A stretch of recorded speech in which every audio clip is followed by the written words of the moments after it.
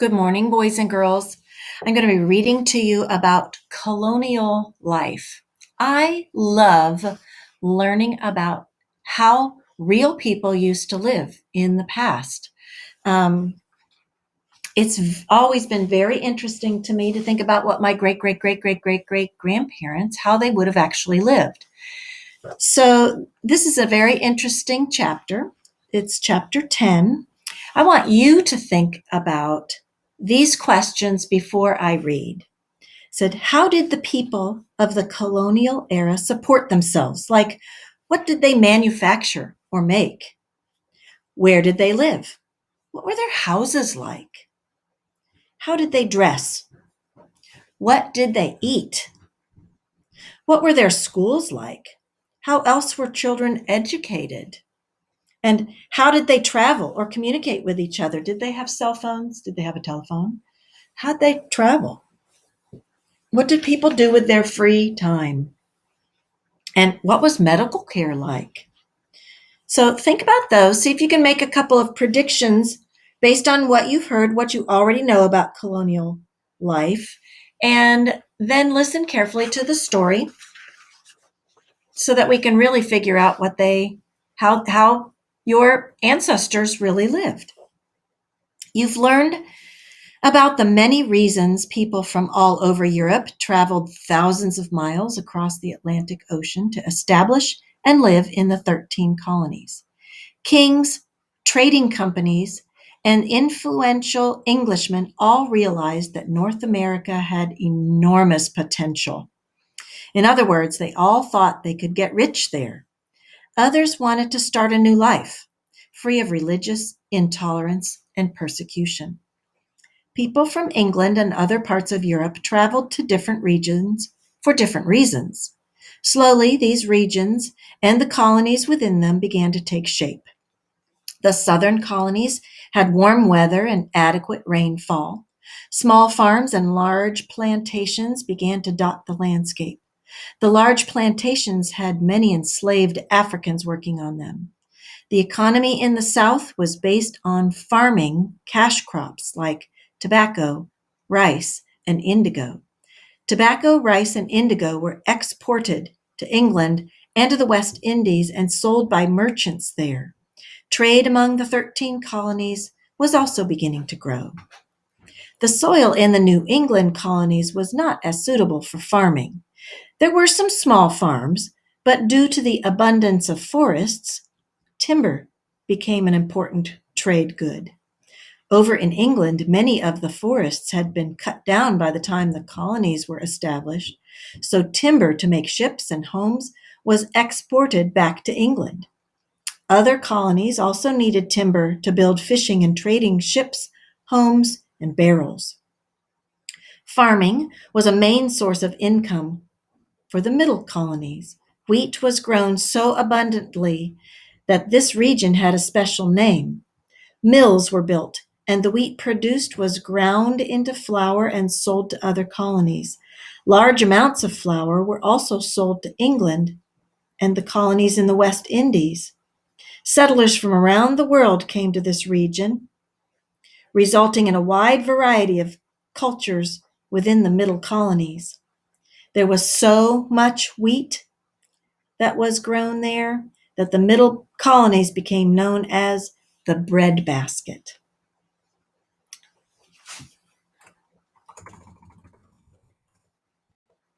Can you imagine what it was like to grow up back then? Let's find out what life was like in the English colonies. In the early days, only boys who lived in Massachusetts had to go to school. The first schools were one-room schoolhouses. Boys of different ages learned reading, writing, and math. Sometimes the older boys helped teach the younger ones. In 1647, a law was passed in Massachusetts that required every town with 50 or more families to support an elementary school. Towns with more than 100 families had to support a grammar school where boys would learn Latin to prepare for college.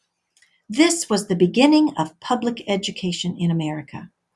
Over time, every colony began to provide a basic public education.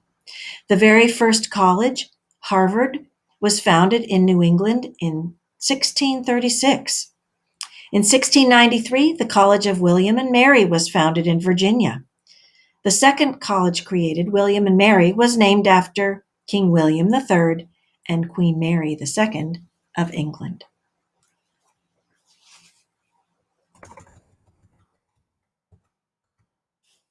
Some boys attended private schools, and others were educated at home. Puritan girls were taught to read so they could read the Bible. For many children, the main part of their education was learning a skill so that they could grow up and support a family. For girls, that meant learning household skills such as cooking, keeping a vegetable garden, sewing, making candles, and raising children. Some girls might learn to become dressmakers. For boys, farming was one of the main occupations. There were many different kinds of apprenticeships, too. Boys as young as 11 years old would serve as apprentices and learn a skill from an experienced artisan. They could learn to be shoemakers, blacksmiths, carpenters, shipbuilders, printers, surveyors, millers, merchants, and glassmakers, among other things. Boys could also train to become lawyers, doctors, or teachers.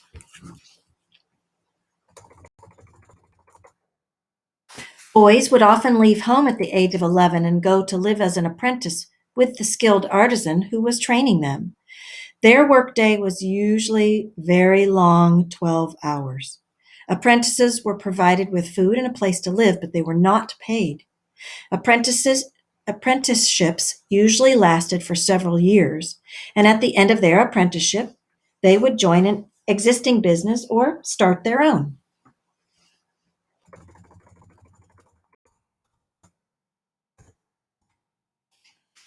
Even young children had lots of chores to do. If you lived on a farm, and many people did, you would gather firewood. You, listening to this story, you would gather firewood, tend to the farm animals, milk the cows, collect eggs from the chickens, make candles, plant and harvest vegetables, and carry water from the well. Almost all of your food came from your farm. All of this had to be accomplished without the luxuries of electricity, indoor plumbing, or central heating or air conditioning.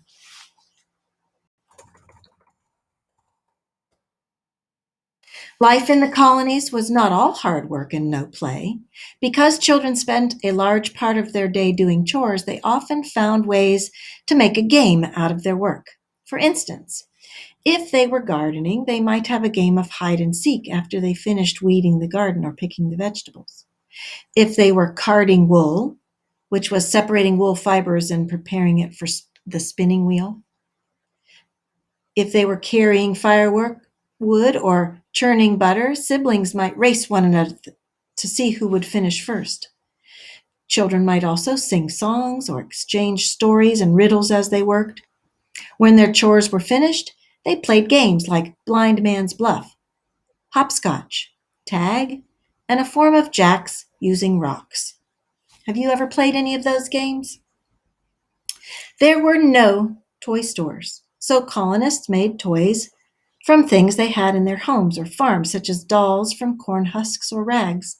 If they had some wood, leather, or string left over, they might make a toy out of it, such as a top or spinner, or a game like the familiar cup and ball game. Colonists made board games they could play too. One favorite toy might be a hoop left over from barrel making. Children would turn the hoops on their sides and roll them with a stick through the streets.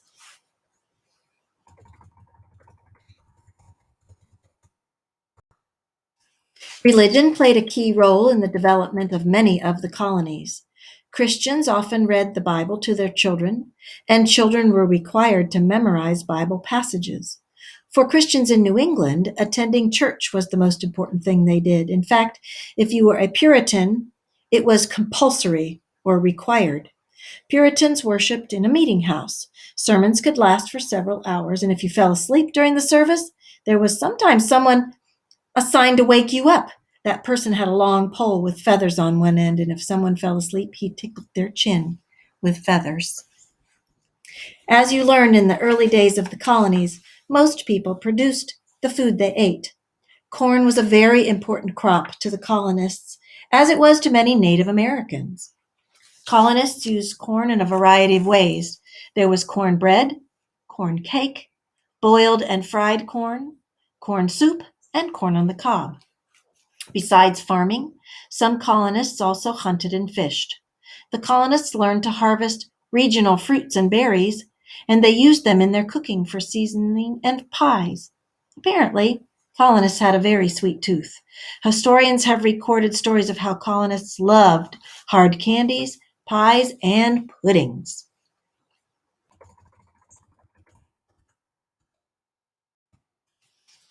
As the colonies grew in size, towns became large cities.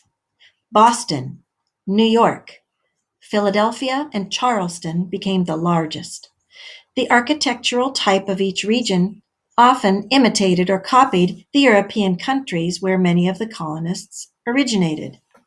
There were many red brick, English style homes in New England, Dutch style wooden homes with sloping roofs in the mid Atlantic, and French style farmhouses with wide porches and French doors in the southern region.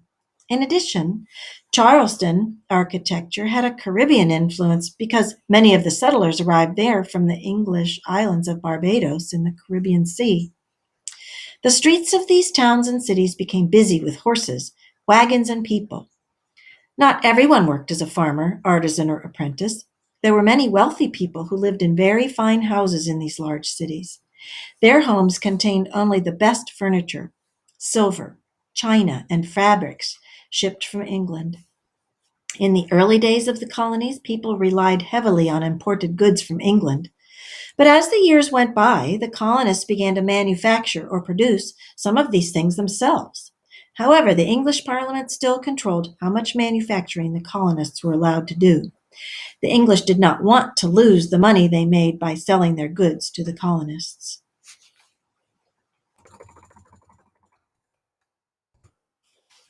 The wealthy colonists paid attention to English fashions, and even on the hottest days could be seen wearing the most elaborate clothing made of the finest materials. Men wore lace stockings and ruffles. They carried swords and powdered their hair. Women wore big, puffy, many layered dresses and towering hair designs when they were in fashion. Those less affluent colonists who did physical work wore clothes that were made from simpler materials. They often made their own clothes or wore clothes given to them by others.